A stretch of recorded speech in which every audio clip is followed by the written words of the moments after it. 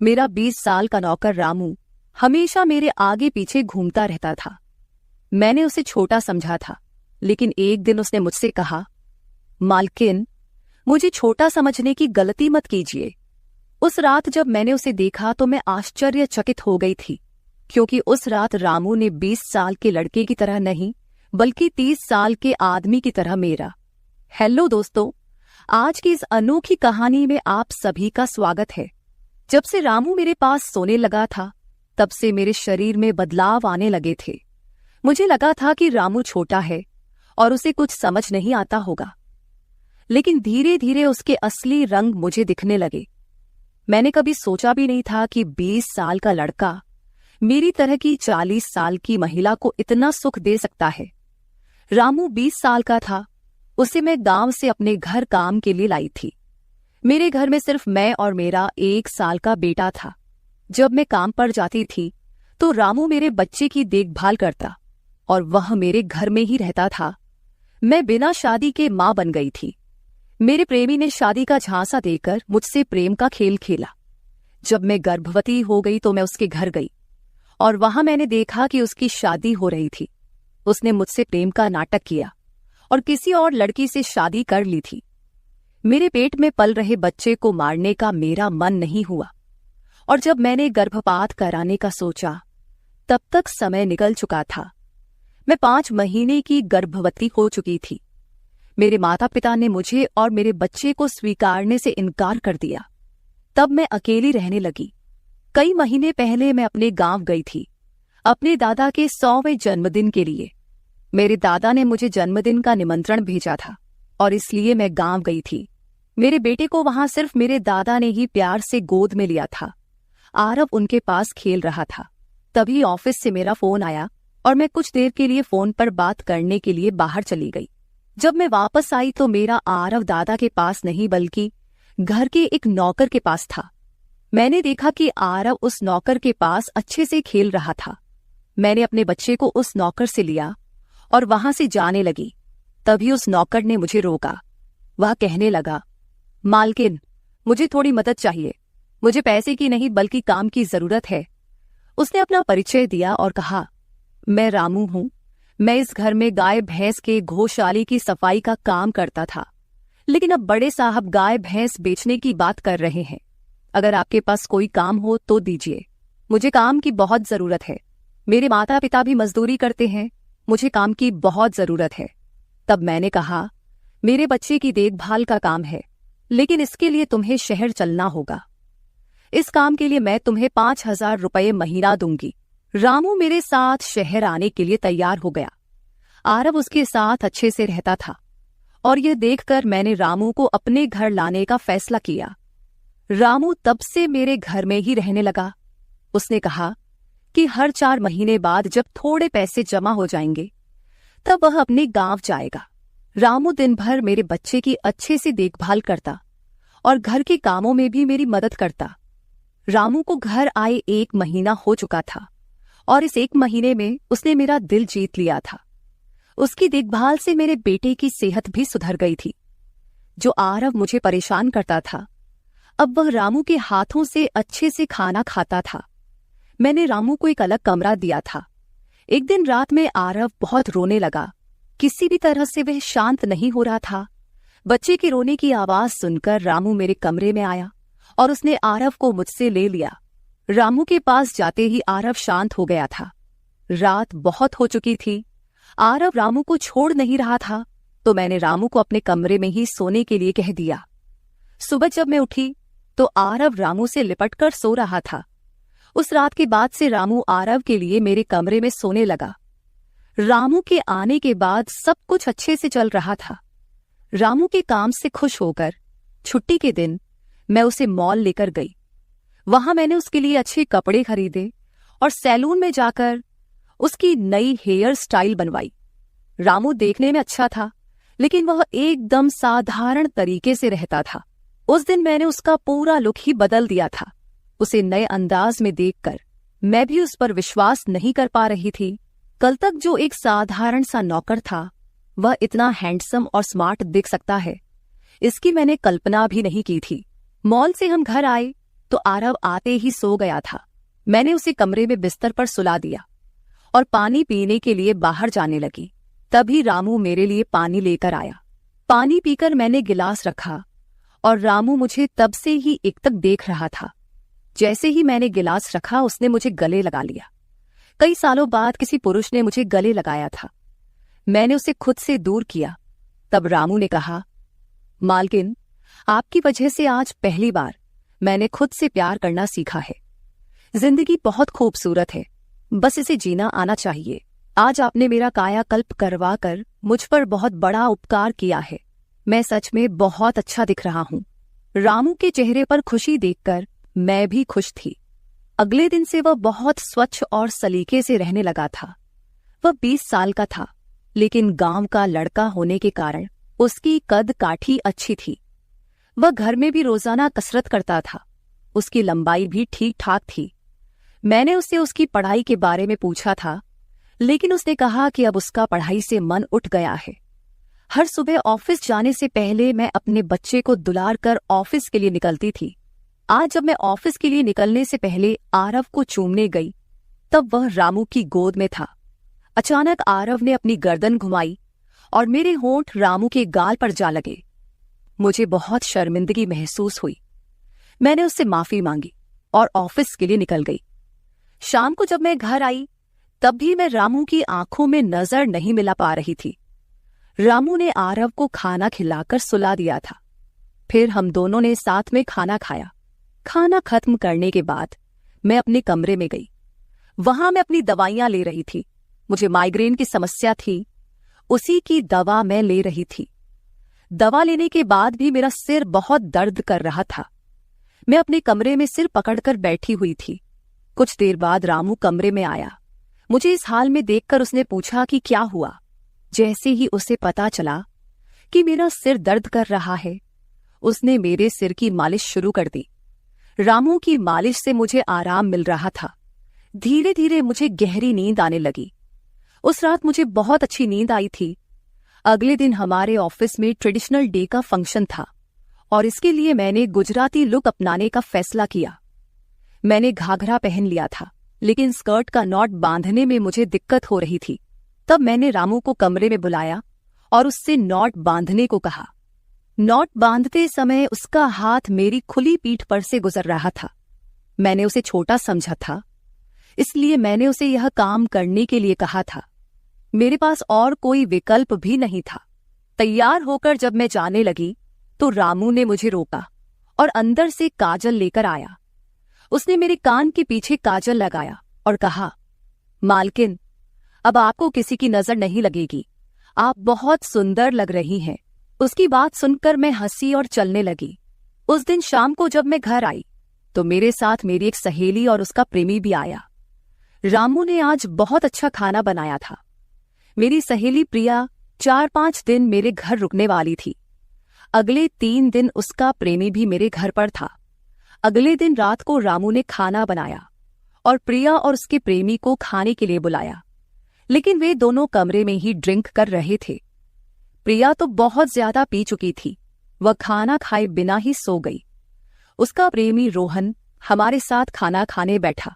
उसने कहा, प्राची, तुम प्रिया से भी ज्यादा सुंदर हो। रोहन के बोलते ही रामू उसे गुस्से से देख रहा था।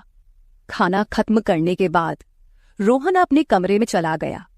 उसके जाते ही रामू मुझसे कहने लगा, मालकिन, आपके ये कैसे दोस्त हैं? मुझे उस आदमी की बात बिल्कुल भी अच्छी नहीं लगी। तब मैंने रामू से कहा, मैं तुझे घर के सदस्य की तरह मानती हूँ। इसका यह मतलब नहीं कि तू मेरे मेहमानों से कुछ भी कहे। तेरा काम है आए हुए मेहमानों की सेवा करना, इसलिए तू सिर्फ वही कर। बाकी मुझे कुछ सिखाने की जरूरत नहीं। रामू को डांट कर मैं अपने कमरे में चली गई। मैंने उसे डांट दिया था, फिर भी वह मेरे लिए पानी लेकर आया। तब मैंने अपनी दवा ली और पानी पीकर सो गई। आज रामू मेरे कमरे में सोने नहीं आया था, ऐसा मुझे लगा। लेकिन सुबह जब मेरी आंख खुली तो मैंने उसे अपने बगल में पाया। सुबह मेरी आंख खुली तो मेरे सामने प्रिया थी। वह बहुत गुस्से में लग रही थी। रामू को मेरे सामने लाया गया।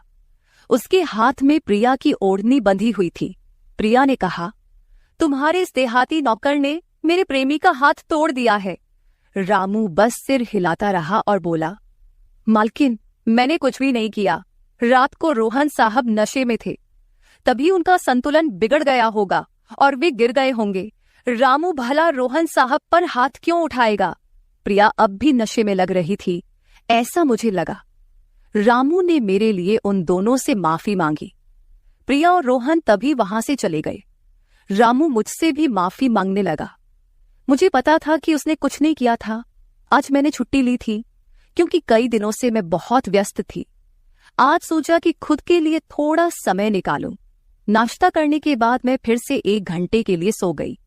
आरव भी मेरे साथ सो गया था। उठने के बाद मुझे 1 कप चाय की जरूरत महसूस हुई। मैं रामू को चाय बनाने के लिए पुकार रही थी, लेकिन उसकी तरफ से कोई जवाब नहीं आ रहा था। उसे ढूंढते ढूंढते मैं उसके कमरे में गई। वहां जाकर देखा कि रामू अभी अभी नहाकर बाथरूम से बाहर आया था। उसने शर्ट नहीं पहनी थी। मैंने पहली बार उसे इस तरह देखा। रामू का शरीर बेहद मजबूत था। उसका शरीर किसी योद्धा की तरह दिख रहा था। मैं उसे टकटकी लगाकर देख रही थी। मुझे उस वक्त कोई होश नहीं था। कई सालों बाद मैं किसी जवान पुरुष को इस तरह बिना कपड़ों के देख रही थी। मैं उसे टकटकी लगाए देख रही थी। तभी रामू ने मुझे आवाज दी। वह मेरे सामने शर्ट पहनकर खड़ा था, फिर भी मैं अपनी सुध-बुध खोए उसे देख रही थी। उसने मेरी आंखों के सामने चुटकी बजाई।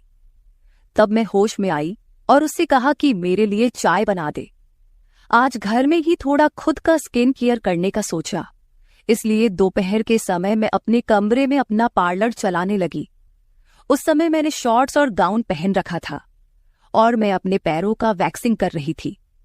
वैक्सिंग करते समय गलती से मैंने थोड़ा ज्यादा गर्म वैक्स अपने पैर पर लगा लिया, जिससे जलन हुई और मेरे मुंह से तेज आवाज निकल गई। मेरी आवाज सुनकर रामू दौड़ता हुआ मेरे कमरे में आया। उसने मेरे जले हुए पैर को देखा। उसने मेरे पैर से गर्म वैक्स हटाया और वहां क्रीम लगा दी। उसके हाथ बार बार मेरे पैर पर अनजाने में फिर रहे थे और उस वक्त मेरे मन में जो भावनाएं उत्पन्न हो रही थीं, उन्हें व्यक्त करना मेरे लिए मुश्किल हो रहा था। रामू की नजर मुझ पर पड़ते ही मैं दर्द से कराह उठी। मुझे इस हालत में देखकर उसने कहा, बाई साहब, अब आप बस आराम से लेट जाइए। आपको जो भी करना है मुझे बताइए, मैं आपकी मदद कर दूंगा। मैंने उसे मेरे दूसरे पैर का वैक्सिंग करने को कहा। रामू ने जैसा मैंने बताया वैसा ही किया। उसने मेरे चेहरे की मसाज भी कर दी। उसके स्पर्श से मुझे बहुत आराम मिला। आज का छुट्टी का दिन मेरे लिए आरामदायक बीता। रामू में हर गुण भरा हुआ था। वह किसी भी काम में पीछे नहीं था। आज रात मैंने उसे मेरे कमरे में सोने के लिए मना कर दिया। दिन भर मैं घर में नहीं होती, कम से कम रात को तो मुझे मेरे बच्चे के साथ अकेले समय बिताना चाहिए। हर बार रामू का आना मुझे पसंद नहीं था, इसलिए मैंने उसे कमरे में सोने के लिए मना कर दिया। इस तरह दिन बीतने लगे। कुछ दिनों तक रामू के बिना आरव रात को सो नहीं पाता था, लेकिन धीरे धीरे उसने रोना बंद कर दिया। मुझे अपने अंदर कुछ बदलाव महसूस होने लगे थे। सुबह उठते ही मेरा शरीर बहुत दुखने लगता था। अचानक ये सब क्यों हो रहा है, समझ नहीं आ रहा था। कुछ दिनों में मेरी शारीरिक पीड़ा इतनी बढ़ गई कि मुझे बिस्तर से उठने की भी इच्छा नहीं होती थी। तब मैंने ऑफिस से 1 हफ्ते की छुट्टी ले ली। कुछ दिनों आराम किया, शायद थोड़ा ठीक हो जाऊं। अब पूरा वक्त आरव रामू के साथ रहता था। जब उसे भूख लगती तो वह बीच बीच में मेरे पास आ जाता। आज मैं अपनी कमर पकड़कर बैठी थी। रात को रामू पानी लेकर मेरे कमरे में आया। मेरी कमर पर हाथ देखकर उसने समझ लिया कि मुझे बहुत तकलीफ हो रही है। रामू ने कहा, बाई साहब, अगर आपको कोई आपत्ति ना हो तो मैं आपकी कमर की मालिश कर देता हूं। मेरी कमर इतनी दुख रही थी कि मैंने उसकी मालिश के लिए हाँ कर दी, लेकिन उससे पहले मैंने अपने कमरे की लाइट बंद कर दी।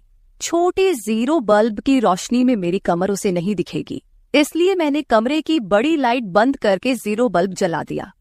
वह जब मालिश कर रहा था मुझे बहुत आराम मिल रहा था। मालिश करने से मेरी पीड़ा जैसे झट से गायब हो गई थी। मालिश करते समय रामू ने मुझसे पूछा, बाई साहब, आपको आरव के पिता की कभी याद नहीं आती? आप इतनी सुंदर और जवान होकर भी अभी तक अकेली क्यों हैं? उसके सवाल का मेरे पास कोई सही उत्तर नहीं था। मैंने उससे कहा कि शायद तुम्हारे सवाल का उत्तर मेरे पास नहीं है। उस सवाल पर वहीं विराम लग गया।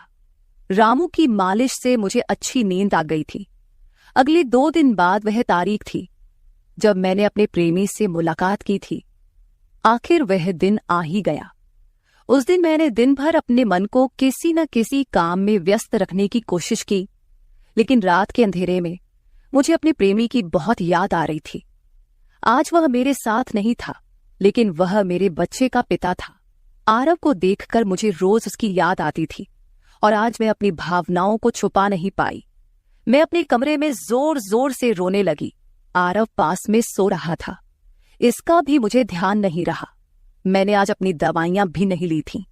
रामू पानी लेकर मेरे कमरे में आया। मुझे रोते हुए देखकर उसने मुझे पानी पिलाया। जब मैं शांत हुई तो उसने मुझे दवाइयां दी। मेरे रोने की आवाज से आरव हल्का हिलने लगा। वह जाग न जाए, इसलिए रामू मुझे अपने कमरे में ले गया। वहां जाकर मैंने उसे कसकर गले लगा लिया। ऐसा लग रहा था कि मैंने अपना होश खो दिया था। मेरा रोने का कारण सुनकर रामू भी शांत हो गया था। वह लगातार मेरे आंसू पोंछ रहा था।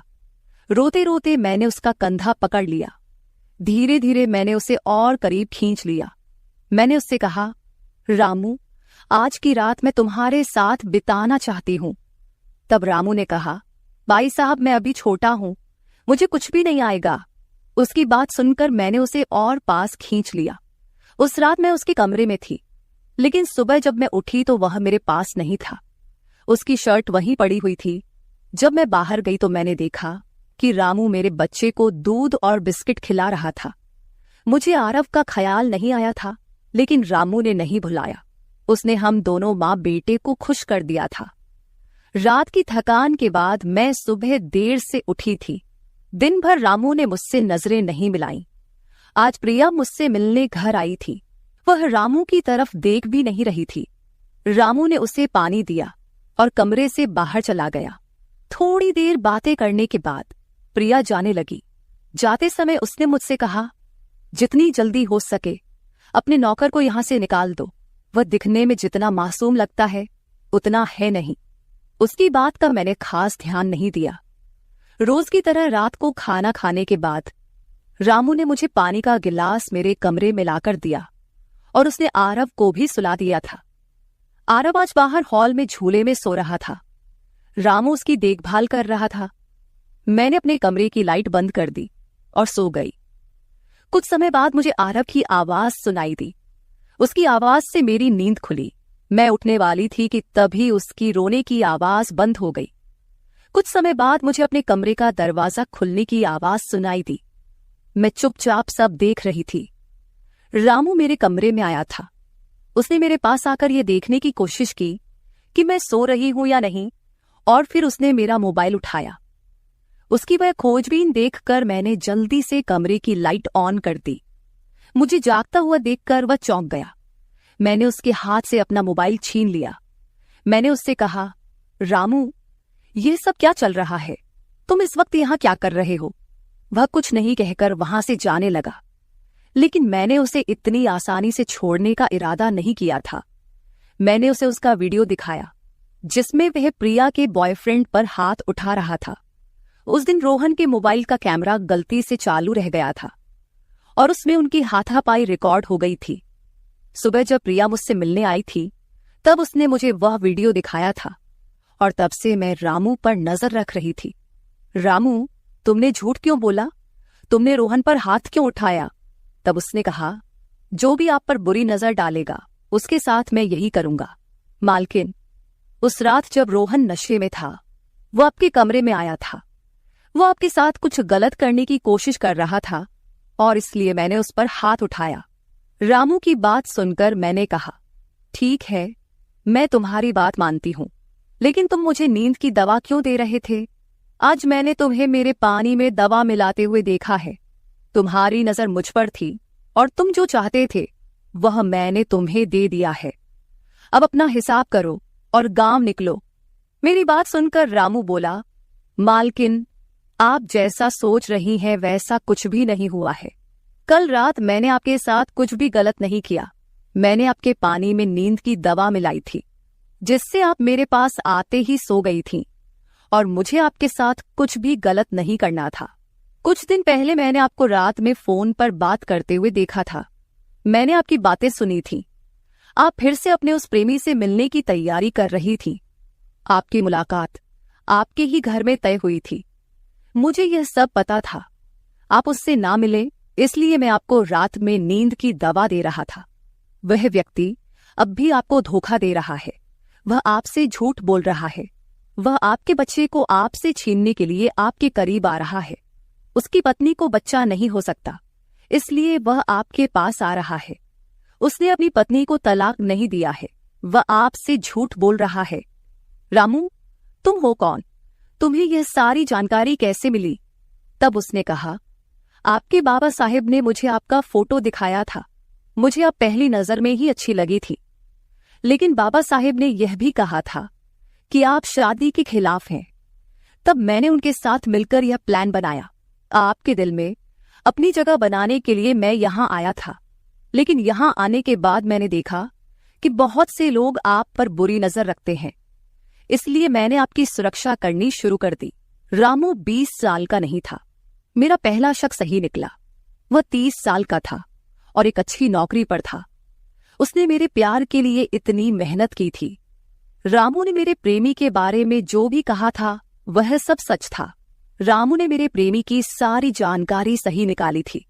रामू जैसा ईमानदार पति और मेरे बच्चे का पिता मिलना मेरे लिए बहुत बड़ी बात थी। मैं अपने प्रेमी के धोखे के जाल में फंसने से बच गई थी। आज मैं विक्रांत उर्फ रामू के साथ बहुत खुश हूं। वह मुझसे और मेरे बच्चे से बहुत प्यार करता है। मेरे बाबा साहिब की वजह से आज मेरा परिवार शुरू हुआ। मुझे रामू जैसा पति मिला, ये मेरा सौभाग्य था। दोस्तों, जो आपसे सच्चा प्यार करता है वह किसी भी कठिनाई में आपका साथ नहीं छोड़ता। रिश्ते निभाने वाले को किसी वजह की जरूरत नहीं होती, और रिश्ते तोड़ने वालों के लिए एक बहाना भी काफी होता है। तो दोस्तों, ये थी हमारी आज की छोटी सी कहानी। आपको ये कहानी कैसी लगी कमेंट करके जरूर बताएं। अगर आप ऐसी ही और भी इंटरेस्टिंग कहानियां सुनना चाहते हो तो चैनल को सब्सक्राइब जरूर कर ले और बेल नोटिफिकेशन ऑन कर ले, ताकि आपको मेरी आने वाली हर वीडियो समय से मिल सके। सीधा कल मिलेंगे एक और वीडियो के साथ। बस धन्यवाद। रस्सी को जितना नीचे कर सको नीचे कर दो, मैं सब संभाल लूंगा। पहाड़ी ढलान पर जहां पत्थरों और मिट्टी का साम्राज्य था, एक विशालकाय क्रेन की लोहे की भुजाएं कांप रही थीं। नीचे धुंध और धूल के बीच राहुल की आवाज गूंजी, जिसमें अथाह दृढ़ता थी, लेकिन उसके साथ एक बेचैन कर देने वाली खामोशी भी थी। प्रिया ऊपर एक अस्थाई मचान पर खड़ी अपनी सांसें रोके हुए थी। उसकी आंखों के सामने जैसे सब कुछ धुंधला हो गया था। हवा में तनाव इतना घना था कि उसे काटना मुश्किल लग रहा था। तभी राहुल ने फिर पुकारा, एक आदेश, एक याचना। इसे सीधा धकेलो, मैं इसे ले सकता हूँ। बस रस्सी को जितना नीचे कर सको नीचे कर दो, मैं सब संभाल लूंगा। प्रिया का दिल जोर से धड़का, ये जानते हुए भी कि इस एक पल पर उनका पूरा भविष्य टिका था। नमस्कार श्रोताओं, हमारे चैनल पर आपका हार्दिक स्वागत है। आज रात हम आपको एक ऐसी प्रेम कहानी में ले जाएंगे जहां प्यार की गहराई को चुनौतियों की कसौटी पर परखा गया। ये एक ऐसी कहानी है जो आपके दिल को छू जाएगी, आपकी भावनाओं को झकझोर देगी। इस यात्रा का पूरा आनंद लेने के लिए कृपया अपने हेडफोन का उपयोग करें और हमारी कहानियों के संसार में खो जाएं। अगर आप पहली बार आए हैं तो सदस्यता लेना न भूलें, ताकि आप ऐसी और भी अविस्मरणीय कहानियां सुन सकें। दिल्ली की सरसराहट भरी हवाओं में जहां इतिहास और आधुनिकता एक साथ सांस लेते हैं, राहुल और प्रिया की पहली मुलाकात हुई थी।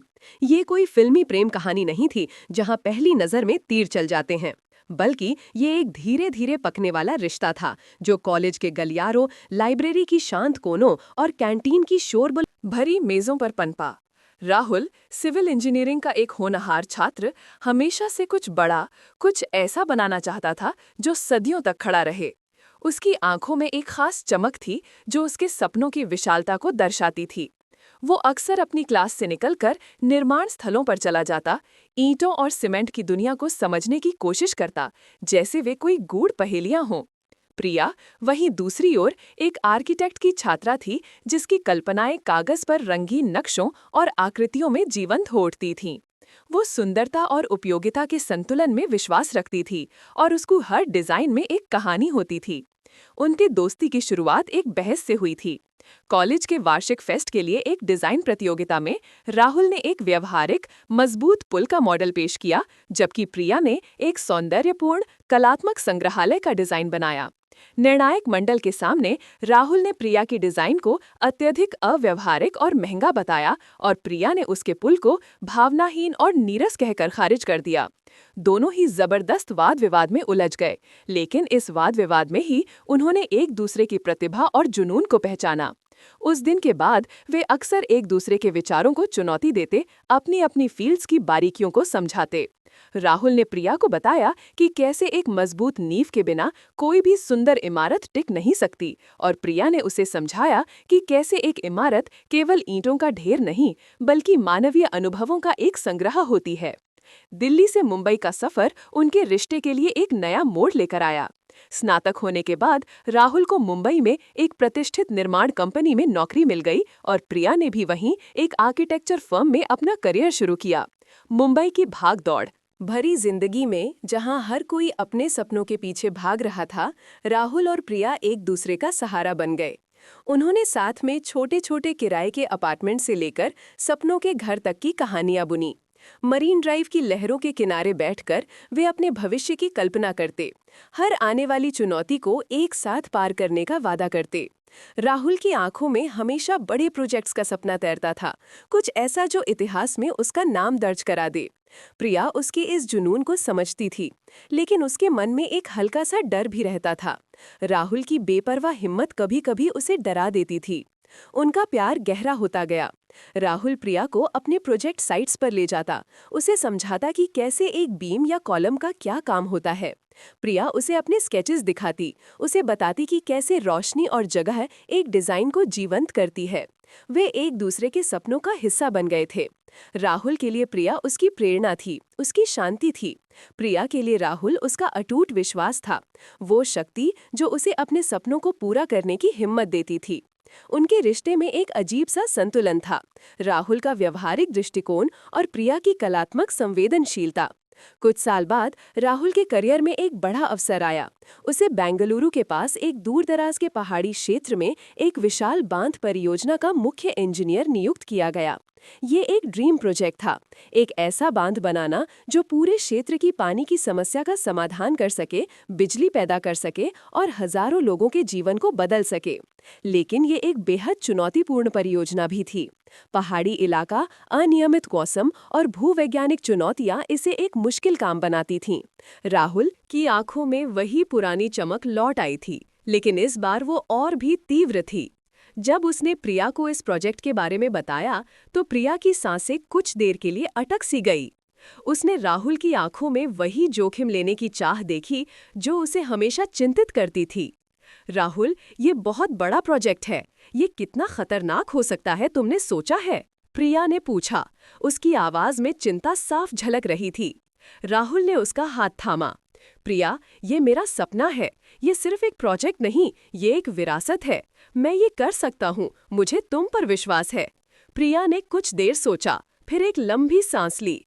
वो जानती थी कि राहुल को इस सपने से दूर रखना असंभव था। उसका प्यार उसके सपनों से भी बड़ा था। ठीक है, लेकिन तुम वादा करो कि तुम हमेशा सावधान रहोगे, मेरी चिंता मत बढ़ाना।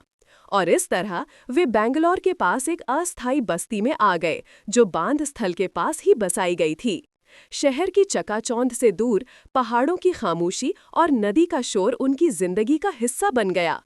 प्रिया ने भी वहीं एक स्थानीय विकास परियोजना में आर्किटेक्ट के तौर पर काम करना शुरू कर दिया, ताकि वे एक साथ रह सकें। बांध का निर्माण शुरू हुआ। राहुल अपनी टीम के साथ दिन रात एक कर रहा था। हर दिन एक नई चुनौती सामने आती और राहुल अपनी इंजीनियरिंग सूझबूझ और अदम्य साहस से उसे पार करता।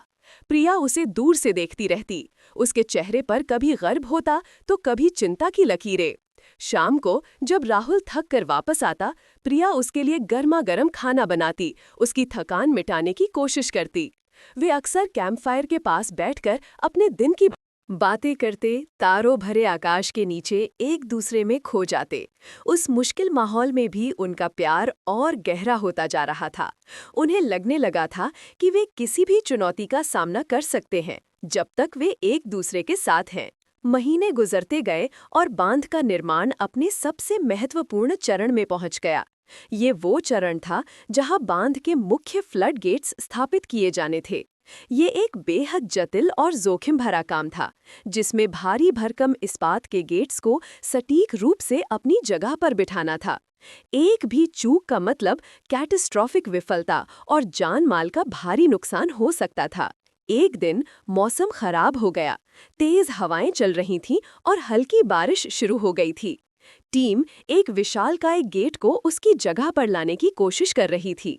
ये गेट लगभग 100 टन वजनी था और उसे क्रेन की मदद से एक संकरी खाई के ऊपर से ले जाकर एक विशेष खांचे में बिठाना था। राहुल खुद मौके पर मौजूद था, हर एक कदम की निगरानी कर रहा था। प्रिया भी उस दिन साइट पर आई हुई थी, क्योंकि उसे स्थानीय स्कूल के डिजाइन पर कुछ काम था। वो दूर से राहुल को देख रही थी, उसके दिल में एक अजीब सी बेचैनी थी। तभी एक तेज हवा का झोंका आया। क्रेन का संतुलन थोड़ा डगमगाया। गेट, जो हवा में झूल रहा था, अचानक एक किनारे पर अटक गया। लोहे के विशालकाय गेट का एक हिस्सा खांचे में घुसने की बजाय एक चट्टान से टकरा गया। एक भयानक चीख सुनाई दी। क्रेन ऑपरेटर घबरा गया था। गेट अब अधर में लटक गया था, एक तरफ से झुका हुआ और किसी भी पल पूरी तरह से गिर सकता था। अगर वो गिरा तो न केवल नीचे काम कर रहे मजदूरों की जान जाएगी, बल्कि पूरा खांचा टूट जाएगा और प्रोजेक्ट को महीनों पीछे धकेल देगा। राहुल तुरंत हरकत में आया। उसने देखा कि गेट का एक किनारा एक संकरी खाई के ऊपर से थोड़ा बाहर निकल गया था और अगर उसे थोड़ा सा धक्का दिया जाए तो वो खांचे में फिसल सकता था। लेकिन इस काम के लिए किसी को उस जोखिम भरे किनारे पर जाना होगा। बिना एक पल सोचे राहुल ने अपनी सुरक्षा बेल्ट कसी और रस्सियों के सहारे उस खाई के किनारे उतर गया जहां गेट फंसा हुआ था। प्रिया ने ये देखा, उसका दिल उसके गले में आ गया। वो चीखना चाहती थी, उसे रोकना चाहती थी, लेकिन उसकी आवाज उसके होठों पर ही अटक गई। उसकी आंखों के सामने जैसे सब कुछ घूम गया। राहुल एक पतली सी पट्टी पर खड़ा था, उसके ऊपर विशालकाय गेट मौत बनकर झूल रहा था। राहुल, क्या कर रहे हो? अमित, राहुल का सबसे भरोसेमंद साथी इंजीनियर, चिल्लाया। कोई रास्ता नहीं है अमित, इसे यहाँ से निकालना ही होगा। अगर ये गिरा तो सब खत्म हो जाएगा। राहुल ने ऊपर देखते हुए जवाब दिया।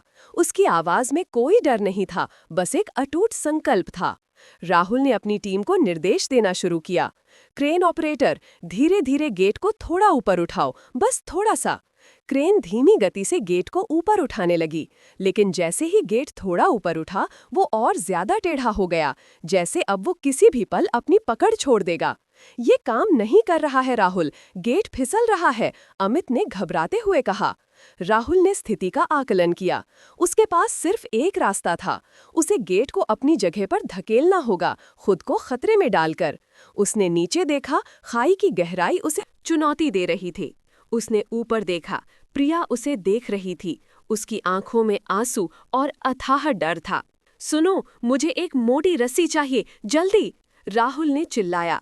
एक मजदूर ने तुरंत एक मजबूत रस्सी उसके पास नीचे की। राहुल ने रस्सी का एक सिरा अपनी कमर से कसकर बांधा और दूसरा सिरा अपनी टीम को पकड़ने के लिए कहा। अब सुनो ध्यान से, राहुल ने अपनी पूरी शक्ति लगाकर चिल्लाया, ताकि उसकी आवाज तेज हवा और मशीनरी के शोर में सुनाई दे। गेट का ये किनारा फंसा हुआ है, इसे सीधा धकेलना होगा ताकि ये खांचे में बैठ जाए। वो गेट के फंसे हुए हिस्से की ओर बढ़ा, अपनी जान की परवाह किए बिना। प्रिया को लगा जैसे उसकी सांसें रुक गई हों। राहुल उसके सामने मौत के मुंह में खड़ा था। तभी राहुल ने अंतिम निर्णायक निर्देश दिया, एक ऐसा निर्देश जो प्रिया के कानों में हमेशा के लिए गूंज गया। इसे सीधा धकेलो, मैं इसे ले सकता हूँ, बस रस्सी को जितना नीचे कर सको नीचे कर दो, मैं सब संभाल लूंगा। उसकी टीम ने एक पल के लिए हिचकिचाया। क्या वे सच में इतना बड़ा जोखिम ले सकते थे? लेकिन राहुल की आवाज में जो विश्वास था, उसने उन्हें हिम्मत दी। उन्होंने रस्सी को कसकर पकड़ा और क्रेन ऑपरेटर ने गेट को थोड़ा नीचे धकेलना शुरू किया। राहुल ने अपनी पूरी ताकत लगाई। उसने गेट के विशालकाय लोहे के किनारे को अपने कंधों और हाथों से धकेला। उसकी मांसपेशियों पर जोर पड़ रहा था। उसके शरीर में दर्द की लहर दौड़ रही थी। प्रिया ऊपर से सब देख रही थी। उसकी आंखें नम थीं, लेकिन वो एक पल के लिए भी अपनी नजरें राहुल से हटा नहीं पा रही थी। वो जानती थी कि राहुल की जिंदगी इस एक पल पर टिकी थी। एक भयानक चीख के साथ गेट धीरे धीरे अपनी जगह पर फिसलना शुरू हुआ। वो खांचे में बैठ गया। एक गहरी राहत की सांस सबके भीतर से निकली। लेकिन राहुल, जिसने गेट को धकेला था, वो अपना संतुलन खो बैठा। वो खाई में गिरने ही वाला था। राहुल! प्रिया चीखी। अमित और बाकी टीम के सदस्यों ने तुरंत रस्सी को खींचा। राहुल हवा में झूल गया। एक पल के लिए उसका शरीर चट्टानों से टकराया। उसने एक झटके में रस्सी को कसकर पकड़ लिया और अपनी पूरी ताकत से ऊपर आने की कोशिश की। कुछ ही मिनटों में टीम ने उसे खींचकर सुरक्षित ऊपर ले लिया। राहुल के चेहरे पर धूल और मिट्टी लगी थी। उसके हाथ छिल गए थे, लेकिन उसकी आंखों में एक अजीब सी शांति थी। उसने अपना काम कर दिया था। प्रोजेक्ट बच गया था। कई जानें बच गई थीं। प्रिया दौड़कर उसके पास पहुंची। उसने राहुल को कसकर गले लगा लिया। उसकी आंखों से आंसू बह रहे थे, जो राहत, डर और प्यार का मिश्रण थे। तुम ठीक हो ना? तुम्हें कुछ हुआ तो नहीं? उसकी आवाज कांप रही थी। राहुल ने उसे अपनी बाहों में भर लिया। मैं ठीक हूँ प्रिया, मैं बिल्कुल ठीक हूँ। उसने उसके बालों को सहलाया, खुद को सुरक्षित महसूस करते हुए। लेकिन उस रात प्रिया सो नहीं पाई। राहुल के शब्द, इसे सीधा धकेलो, मैं इसे ले सकता हूँ, उसके कानों में बार बार गूंज रहे थे। उसे राहुल की बहादुरी पर गर्व था, लेकिन उसके अंदर एक गहरा डर बैठ गया था। वो जानती थी कि राहुल हमेशा ऐसे जोखिम लेता रहेगा। उसकी ये निडरता ही उसे महान बनाती थी, लेकिन यही उसे प्रिया से दूर भी कर सकती थी। अगले दिन जब राहुल अपने घावों पर मरहम पट्टी करवा रहा था, प्रिया उसके पास बैठी थी। राहुल, तुम्हें क्या लगता है, तुम अमर हो? उसने पूछा। उसकी आवाज में एक अजीब सी उदासी थी। राहुल ने उसे देखा। मैं जानता हूँ तुम चिंतित हो प्रिया, लेकिन ये जरूरी था। जरूरी था? तुम्हारी जान से ज्यादा जरूरी था? प्रिया खड़ी हो गई। उसकी आवाज अब थोड़ी ऊंची हो गई थी। मुझे पता है कि तुम्हें अपने काम से प्यार है, लेकिन क्या तुम्हें मेरी परवाह नहीं है? क्या तुमने सोचा कि अगर तुम्हें कुछ हो जाता तो मेरा क्या होता? उसकी आंखों से आंसू बहने लगे। राहुल भी उठ खड़ा हुआ। उसने प्रिया का हाथ पकड़ा। प्रिया, ऐसा मत कहो, तुम मेरी जिंदगी हो। मैंने जो कुछ भी किया वो इसलिए क्योंकि मैं अपने काम के प्रति ईमानदार हूँ। मैं अपनी टीम के प्रति ईमानदार हूँ और मैं जानता था कि मैं इसे कर सकता हूँ। लेकिन क्या हर बार तुम खुद को ऐसे ही खतरे में डालोगे? क्या हर बार मुझे इस डर में जीना होगा कि तुम वापस नहीं आओगे? प्रिया ने अपने आंसुओं को पोंछने की कोशिश की, लेकिन वे रुक नहीं रहे थे। जब मैंने तुम्हें उस खाई में उतरते देखा तो मुझे लगा जैसे मेरी दुनिया ही खत्म हो गई हो। मुझे लगा जैसे मैंने तुम्हें हमेशा के लिए खो दिया। राहुल ने उसे अपनी बाहों में भर लिया। उसने प्रिया के सिर पर धीरे से हाथ फेरा। मुझे माफ कर दो प्रिया, मैंने तुम्हें डरा दिया, लेकिन मेरा विश्वास करो, मैंने ये सब सोच समझ कर किया था। मैं कोई लापरवाह व्यक्ति नहीं हूँ। मुझे पता था कि मैं सफल हो सकता हूँ। तुम सफल हो गए राहुल, लेकिन तुम ये नहीं समझते कि तुम्हारे हर जोखिम के साथ मेरा दिल कितनी बार टूटता है। प्रिया ने उसकी शर्ट को कसकर पकड़ा। मैं तुम्हें खोने का डर बर्दाश्त नहीं कर सकती। राहुल ने उसे खुद से थोड़ा दूर किया ताकि वो उसकी आंखों में देख सके। मैं समझता हूँ प्रिया, मैं जानता हूँ कि मेरा जुनून कभी कभी तुम्हें डराता है, लेकिन यही मैं हूँ और मैं वादा करता हूँ मैं हमेशा सावधान रहूंगा। मैं तुम्हें कभी अकेला नहीं छोड़ूंगा। मेरी हर जीत में तुम्हारी दुआएं शामिल होती हैं। मेरी हर सांस में तुम्हारा प्यार है। उसकी आंखों में सच्चाई थी, प्यार था। प्रिया जानती थी कि राहुल की ये प्रकृति कभी नहीं बदलेगी। वो एक ऐसा इंसान था जो चुनौतियों से भागता नहीं था, बल्कि उनका सामना करता था। और यही बात उसे राहुल से प्यार करने पर मजबूर करती थी।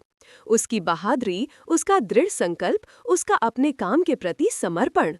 बस वादा करो राहुल, प्रिया ने फुसफुसाते हुए कहा। वादा करो कि तुम हमेशा मेरे लिए वापस आओगे। वादा करता हूँ मेरी जान, राहुल ने उसके माथे पर चूमा। हमेशा। उस घटना के बाद राहुल और प्रिया का रिश्ता और भी गहरा हो गया। उन्होंने एक दूसरे की जरूरतों और डरों को और अच्छी तरह से समझना सीख लिया था।